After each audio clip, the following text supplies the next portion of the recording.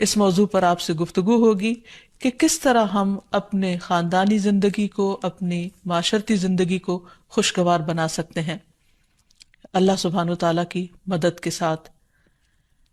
کوشش اپنی جگہ، لیکن ہر کوشش اس وقت فائدہ مند ہو جاتی ہے جب انسان اس کے ساتھ ساتھ اللہ تعالیٰ سے دعا کرتا ہے۔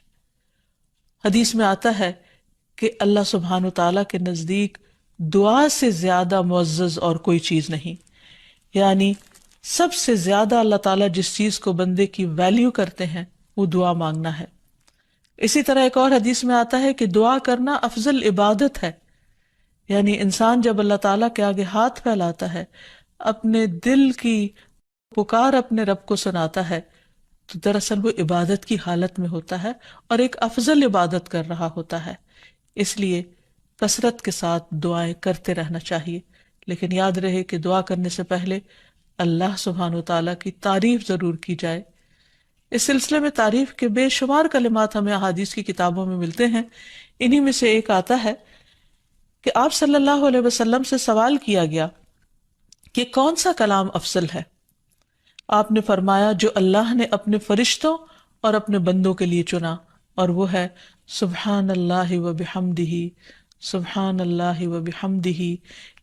یعنی جب انسان دعا کرنا چاہے تو اس سے پہلے کچھ مرتبہ جتنا اس کا دل چاہے اللہ تعالیٰ کی تسبیح اور حمد و ثنا بیان کرے، اور بار بار تکرار کے ساتھ کہتا رہے سبحان اللہ و بحمدہ۔ اس کے بعد درود شریف پڑھے جتنی دیر پڑھنا چاہے، اور پھر اس کے بعد اپنی حاجت اللہ سبحانہ وتعالیٰ کے سامنے رکھے تو انشاءاللہ اس کی پریشانی دور ہوگی۔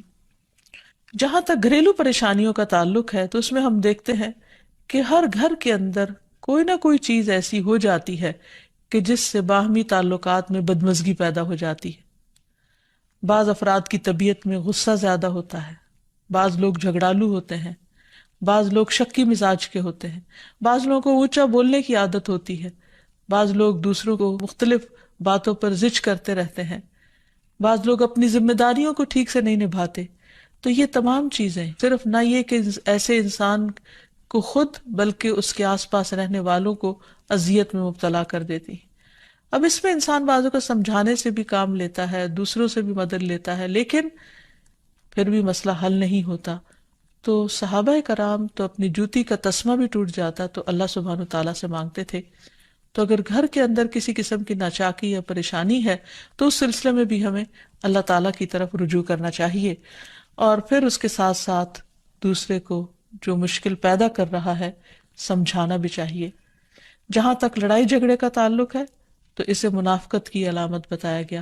آپ صلی اللہ علیہ وسلم نے فرمایا کہ منافق کی 4 علامتیں ہیں، ان میں سے ایک بات کرے تو جھوٹ بولے، وعدہ خلافی کرے، امانت میں خیانت کرے، اور جب وہ جھگڑا کرے تو گالی دے، یعنی جھگڑتا بھی ہے اور گالی بھی دیتا ہے۔ نبی صلی اللہ علیہ وسلم نے یہ بھی فرمایا کہ اللہ کو سب سے زیادہ ناپسند آدمی وہ ہے جو بہت جھگڑالو ہے، یعنی اللہ تعالیٰ ایسے شخص سے محبت نہیں کرتے۔ اس لیے اگر آپ کسی سے بات کر رہے ہو تو اس کی بات توجہ سے سن لے۔ چھوٹی چھوٹی باتوں پر جھگڑنا اور دوسرے کے ساتھ بد اخلاقی سے پیش آنا یہ درست نہیں۔ پھر اسی طرح مومن جو ہے وہ کبھی بد اخلاق نہیں ہوتا، اور بد اخلاقی پھر منافقت کی علامت ہے۔ رسول اللہ صلی اللہ علیہ وسلم نے فرمایا تمہارے یہ نسب نامے کسی کے لیے گالی کا سبب نہیں ہے، تم سب آدم کی اولاد ہو، ایک دوسرے کے قریب ہو، دین یا عمل صالح کے علاوہ کسی وجہ سے کسی کو کسی پر کوئی فضیلت نہیں۔ آدمی کے برا ہونے کے لیے یہی کافی ہے کہ وہ فحش گو ہو، بد کلام ہو، بخیل ہو اور بزدل ہو۔ پھر اسی طرح آپس میں محبتوں کا نہ ہونا، بہن بھائیوں میں ناچاکی، یا شوہر بیوی میں ناچاکی، یا والدین کے ساتھ محبت کا نہ ہونا، یہ ایک طرح سے اللہ تعالیٰ کی طرف سے ایک آزمائش بھی ہو سکتی ہے اور ایک عذاب بھی ہو سکتا ہے۔ مومن تو محبت کرنے والا ہوتا ہے، اور اس شخص میں کوئی خیر نہیں جو محبت کرتا نہیں اور لوگ اس سے محبت نہیں کرتے۔ اور لوگوں میں سب سے زیادہ بہترین انسان وہ ہے جو لوگوں کے لیے فائدہ مند ہوتا ہے۔ تو اس لیے بہت ضروری ہے کہ خاندان کے اندر باہم محبت پائی جائے۔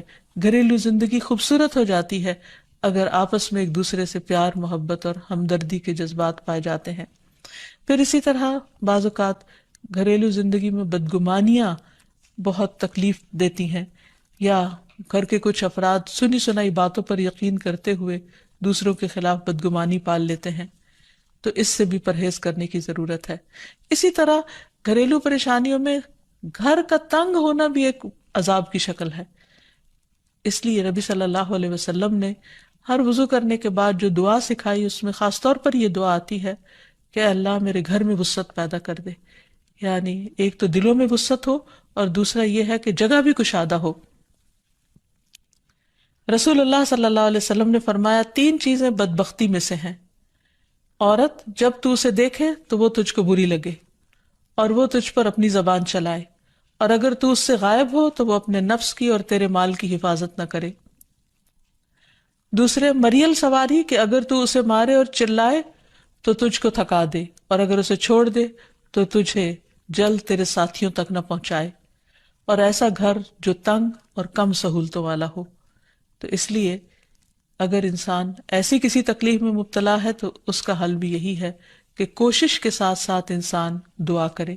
اسی طرح خرچ میں کمی، وسائل میں کمی، مال میں کمی، یہ تمام چیزیں بھی عموماً گھروں کے اندر جھگڑے پیدا کر دیتی ہیں۔ کھانے پینے کی قلت، بنیادی ضروریات کا پورا نہ ہونا، تو ایسی صورت میں بھی انسان اللہ تعالیٰ کی طرف رجوع کرے، اور اس کے لیے ساتھ ہی کوشش بھی ضروری ہے۔ کوشش میں سب سے پہلے تو یہ کہ انسان لڑائی جھگڑا چھوڑے، صبر و ضبط کی عادت ڈالے، برداشت اور تحمل کی عادت اپنے اندر پیدا کرے، اپنے اخلاق کو بہتر بنائے۔ ایک حدیث کے مطابق اللہ سبحانہ و تعالیٰ جب کسی گھرانے پر خیر و برکت نازل فرمانا چاہتے ہیں تو اس گھر والوں کے اندر نرمی پیدا کر دیتے ہیں، اور ایک اور حدیث میں یہ بھی آتا ہے کہ جو نرمی سے محروم کر دیا گیا وہ ہر خیر و بلائی سے محروم کر دیا گیا۔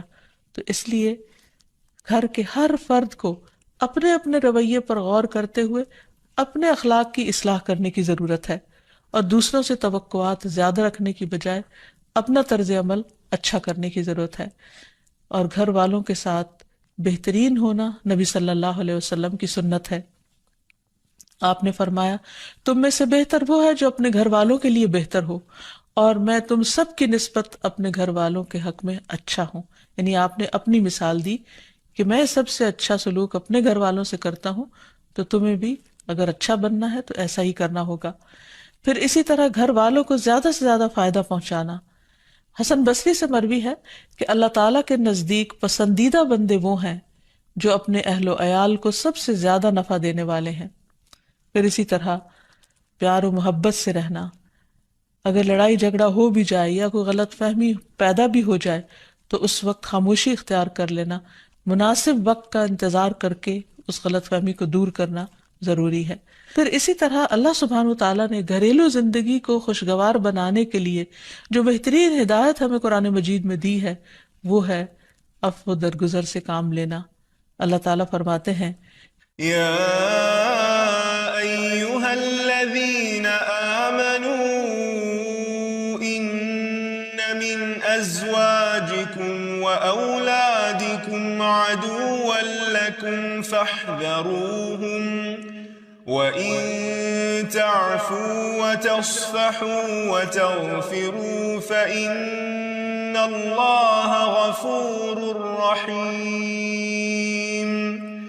إِنَّمَا أَمْوَالُكُمْ وَأَوْلَادُكُمْ فِتْنَةٌ وَاللَّهُ عِندَهُ أَجْرٌ عَظِيمٌ۔ اے لوگو جو ایمان لائے ہو، بے شک تمہاری بیویوں اور تمہارے بچوں میں سے بعض تمہارے دشمن ہیں، سو ان سے ہوشیار رہو، اور اگر تم معاف کرو اور درگزر کرو اور بخش دو تو بے شک اللہ بے حد بخشنے والا نہایت رحم فرمانے والا ہے۔ تمہارے مال اور تمہاری اولاد تو محض ایک آزمائش ہے، اور جو اللہ ہے اسی کے پاس بہت بڑا اجر ہے۔ یعنی انسان کو بعض اوقات اپنی ہی بیوی یا بیوی کو اپنے ہی شوہر سے، اور بعض اوقات اپنے ہی بچوں سے یا اپنے ہی والدین سے دشمنی کا اندیشہ ہو سکتا ہے، اور وہ ایک دوسرے کے لیے مصیبت اور بلا ہو سکتے ہیں۔ لیکن ایسی صورت میں بھی انسان کا گزارا نہیں ہو سکتا جب تک ایک دوسرے کو معاف نہ کرے. زندگی کی گاڑی نہیں چل سکتی جب تک انسان دوسروں کے قصور اور غلطیاں ان سے درگزر نہ کرے، کیونکہ ہر انسان کبھی غصے کی وجہ سے، کبھی جہالت کی وجہ سے، کبھی جلد بازی کی وجہ سے، کبھی لوگوں کے اکسانے پر اپنے پیاروں کے ساتھ زیادتیاں کر جاتا ہے. تو ایسی صورت میں انسان اگر چاہتا ہے کہ اس کی زندگی خوشگوار ہو تو اسے معاف کرتے رہنا چاہیے. نبی صلی اللہ علیہ وسلم کے اخلاق کے بارے میں جب پوچھا گیا تو حضرت عائشہ کہتی ہیں کہ آپ طعن و تشنیع کرنے والے نہ تھے، یعنی طعنے نہیں دیتے تھے، یعنی اگر کسی سے غلطی ہو جاتی تو اسے بار بار یاد نہیں کراتے تھے، فحش کام نہیں کرتے تھے، بازاروں میں چیخنے والے اور برائی کا بدلہ برائی سے دینے والے نہ تھے، بلکہ معاف کرنے والے اور درگزر کرنے والے تھے. اور حقیقت یہ ہے کہ جو جس کے جتنا قریب ہوتا ہے، جیسے گھر والے ہیں، اس کی غلطیاں اور اس کی کمزوریاں زیادہ سامنے آتی ہیں اور پھر وہ ریپیٹڈلی سامنے آتی ہیں، بار بار سامنے آتی ہیں. تو ایسی صورت میں معاف کرنا بھی مشکل لگتا ہے، لیکن پھر بھی معاف کیے بغیر گزارا نہیں. پھر اسی طرح یہ ہے کہ انسان اگر ہمیشہ دوسروں کا حق ادا کرنے کی فکر کرے تو اس سے بھی بہت سے جھگڑے ختم ہو جاتے ہیں. شوہر اگر بیوی کو حق دینے والا ہو، بیوی خوشی سے شوہر کا حق دینے والی ہو، بہن بھائی ایک دوسرے کے اوپر قربانی کرنے والے ہوں، ایثار کرنے والے ہوں، تو ایسی صورت میں گھر کا ماحول بہت خوشگوار ہو سکتا ہے. عورت کے بارے میں فرمایا نبی صلی اللہ علیہ وسلم نے کہ عورت اس وقت تک ایمان کی حلاوت نہیں پا سکتی جب تک کہ وہ اپنے شوہر کا حق ادا نہیں کرتی. اسی طرح شوہر کے لیے نبی صلی اللہ علیہ وسلم کا یہ اسوہ حسنہ بہترین ہے کہ آپ صلی اللہ علیہ وسلم اپنے گھر ہوتے ہوئے اپنے گھر والوں کے کام کاج میں ہاتھ بٹایا کرتے تھے، ان کی خدمت کیا کرتے تھے. جب نماز کا وقت ہوتا تو فوراً نماز کے لیے تشریف لے جاتے. آپ اپنے چھوٹے چھوٹے کام خود کر لیا کرتے تھے. یعنی اس سے بھی یہ پتہ چلتا ہے کہ خوشگوار گھریلو تعلقات میں دوسرے پر بوجھ نہ بننا ایک بہت اہم نکتہ ہے، کیونکہ اگر ہر انسان اپنی ذمہ داری خود لے لے تو دوسروں کے لیے وہ خوشگوار ہو جاتا ہے. پھر اسی طرح گھر والوں کو اگر کوئی غم، تکلیف یا پریشانی ہو تو اس موقع پر اپنے اختلافات کو بھول کر ان کی مدد کرنا، ان کی کیئر کرنا اور ان کی دلجوئی کرنا، یہ بھی بہت ضروری ہے. اور حتی الوسع گھر کا ماحول خوشگوار رکھنا چاہیے، ایک دوسرے کا احساس کرتے ہوئے اور ایک دوسرے کے کاموں میں عیب نہ نکالتے ہوئے اور ایک دوسرے کو اپریشیٹ کرتے ہوئے، ایک دوسرے کی اچھی خوبیوں کو اور اچھی باتوں کی تعریف کرتے ہوئے، اور اسی طرح بعض اوقات اپنی خواہشات کو پیچھے کرتے ہوئے. کیونکہ اگر ہر انسان یہ چاہے کہ زندگی اس کے مطابق، کیونکہ اگر ہر انسان یہ چاہتا ہو کہ ہر کام گھر میں اس کی مرضی کے مطابق ہو تو یہ ممکن نہیں. بہت سے گھروں میں ساس بہو کا جھگڑا کس بنا پر ہوتا ہے، یا آپس میں قریبی رشتوں کا جھگڑا اور فتنہ فساد کس وجہ سے ہوتا ہے؟ کیونکہ ہر شخص یہ چاہتا ہے کہ گھر کا نظام اس کی مرضی کے مطابق ہو، حالانکہ ایسا ہونا ممکن نہیں. تو اس لیے ہر انسان کو اپنی رائے بھی دینی چاہیے، لیکن دوسروں کی رائے کا بھی احترام کرنا چاہیے. اپنی ضرورت بھی پوری کرنی چاہیے، لیکن اس کے ساتھ ساتھ دوسروں کی ضروریات کا بھی خیال کرنا چاہیے. پھر اسی طرح بہت سے معاملات میں قناعت اختیار کرنی چاہیے، کیونکہ یہ زندگی بذات خود ایک امتحان ہے اور اصل عیش و عشرت کی جگہ جنت ہے، دنیا نہیں، یا دنیا کا گھر نہیں.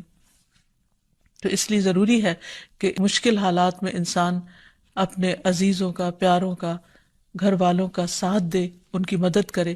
مثلا شوہر کے اگر معاشی حالات تنگ ہیں تو بیوی ناجائز مطالبات نہ کرے. اسی طرح اگر بیوی بیمار ہے تو شوہر اس سے بہت زیادہ گھر کے کام کا مطالبہ نہ کرے. تو ایک دوسرے کے حالات کی رعایت کرتے ہوئے اگر انسان ایک دوسرے سے توقعات رکھے تو اس سے بھی حالات بہت خوشگوار ہو سکتے ہیں. اور پھر یہ کہ ہمیشہ دوسروں کی چھوٹی چھوٹی ایفرٹ پر ان کے لیے شکر گزاری کے جذبات ہونے چاہیے. مثلاً اگر کوئی آپ کو گھر میں پانی پلا دے تو آپ اس پر بھی شکریہ بولیں. ہم عام طور پر اگر گھر سے باہر کہیں ہوتے ہیں اور کوئی ہمارے ساتھ تھوڑے سا بھی احسان کا معاملہ کرے تو ہم اس کے احسان کو مانتے ہیں، لیکن گھر والوں کا احسان ماننا ایک مشکل کام لگتا ہے. تو اس لیے اگر ہم چاہتے ہیں کہ گھریلو زندگی خوشگوار ہو تو اس میں گھر والوں کے احسان کو بھی ماننا ضروری ہے. اور پھر چھوٹی چھوٹی اذیتوں کو بہت مینشن نہیں کرنا چاہیے، ان کا ذکر نہیں کرنا چاہیے، ان پر صبر کرنا چاہیے. تو جو شخص شکر اور صبر سے کام لیتا ہے اس کی زندگی لازماً خوشگوار ہوتی ہے. لیکن اس کے باوجود بھی اگر گھریلو زندگی میں تنگی ہو، تکلیف ہو، آپس کی ناچاکی ہو، دشمنی ہو، پریشانی ہو، بہت بے چینی ہو، تو پھر اللہ سبحانہ وتعالیٰ ہی کی طرف رجوع کرنا چاہیے، کیونکہ قرآن مجید میں آتا ہے وَإِن يُرِدْكَ بِخَيْرٍ فَلَا رَادَّ لِفَضْلِهِ يُصِيبُ بِهِ مَن يَشَاءُ مِنْ عِبَادِهِ وَهُوَ الْغَفُورُ الرَّحِيمُ۔ اور اگر اللہ تجھ سے کوئی بھلائی کرنا چاہے تو کوئی اسے ٹالنے والا نہیں، وہ اپنے بندوں میں سے جسے چاہے فضل سے نوازتا ہے، اور وہ بخشنے والا اور رحم کرنے والا ہے۔ تو اس لیے چھوٹی چھوٹی تکلیفوں پر بھی فوراً اللہ کا ذکر، اللہ کی یاد، اللہ کی تسبیح انسان کے دل کو سکون بخش دے۔ اور نبی صلی اللہ علیہ وسلم نے خصوصاً اپنی پیاری بیٹی فاطمہ رضی اللہ تعالی عنہا کو جب وہ گھر کے کام کاج کر کے تھک جاتی تھی، کیونکہ اپنے ہاتھ سے چکی پیستی، اپنے ہاتھ سے آٹا گوندتی، اپنے ہاتھ سے اپنے گھر کے کام کاج کرتی، بچوں کو لک آفٹر کرتی، تو بہت تھک جاتی تھی، اور اسی تھکاوٹ کی وجہ سے انہوں نے ایک دفعہ نبی صلی اللہ علیہ وسلم کے پاس جب کچھ قیدی آئے تو خادم کا مطالبہ کیا، لیکن آپ صلی اللہ علیہ وسلم نے ان کو خادم دینے کی بجائے یہ تسبیحات سکھائیں، اور فرمایا کہ جب تم اپنے بستر پر جانے لگو تو 33 بار سبحان اللہ، 33 بار الحمدللہ، اور 34 بار اللہ اکبر پڑھ لیا کرو، اور اسی لیے یہ تسبیحات فاطمہ کے نام سے بھی معروف ہیں۔ تو رات کو خاص طور پر بستر پر لیٹ کر یہ تسبیحات ضرور پڑھ لینی چاہیے، کیونکہ یہ گھریلو کام کاج کی تھکاوٹ کا بہترین علاج ہے اور خادم کی جگہ کفایت کرنے والی دعائیں ہیں۔ پھر اسی طرح گھر میں وسعت اور کشادگی کی دعا، اللہم اغفر لی ذنبی ووسع لی فی داری وبارک لی فی رزقی، اے اللہ میرے گناہ معاف کر دے، میرے گھر میں وسعت پیدا کر دے اور میرے رزق میں برکت عطا کر دے۔ پھر اسی طرح چھوٹی چھوٹی پریشانیوں کے سلسلے میں، مثلاً بچے کو چوٹ لگ گئی یا اچانک کسی وبائی مرض کا کوئی شکار ہو گیا، تو علاج معالجے کے ساتھ ساتھ دعا کرنا ضروری ہے۔ مثلاً گھر والوں میں سے اچانک کسی کو کوئی ایسی بیماری آ گئی، کوئی سٹروک ہو گیا یا ہارٹ اٹیک ہو گیا، تو سارے گھر والے پینک ہو جاتے ہیں۔ ایسی صورت میں پریشانی کا صرف اظہار کرتے رہنے سے اور غمگین رہنے سے مریض کی مدد نہیں کی جا سکتی، تو اس موقع پر اللہ تعالیٰ سے دعا کرنی چاہیے۔ اور ایک بہت خوبصورت دعا جو نبی صلی اللہ علیہ وسلم نے حضرت اسماء بنت